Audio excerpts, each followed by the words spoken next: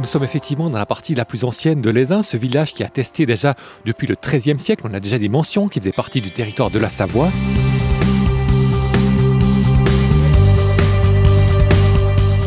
Qui se développe le long de la rue et tous ces chalets. Et puis là, on n'a encore rien.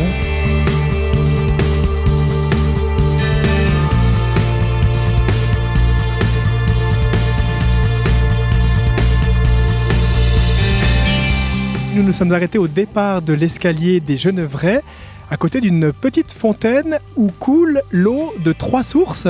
On a le choix de sa source, effectivement, on a une source d'Ormont-Dessous, de l'Aisin ou d'Ormont-Dessus, donc c'est vraiment open bar, on peut faire une dégustation d'eau. Et c'est ainsi que les Hauts de l'Aisin se transforment toute la partie du Fédet, où on voit très rapidement ces bâtiments qui se construisent avec ensuite des aménagements aussi.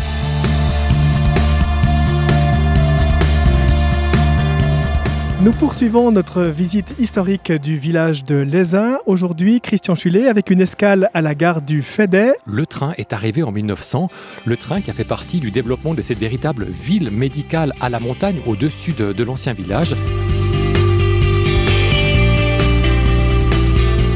C'est là qu'en 1921 est dressée cette stèle avec une palme en bronze dessus, une stèle en granit gris qui est l'œuvre du sculpteur de Genève Charles Antonio.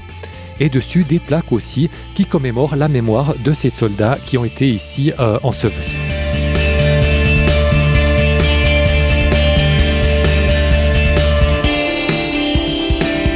En étant au soleil, Christian Chulet, on comprend bien l'importance qu'a eu l'Aisin dans l'histoire de la santé.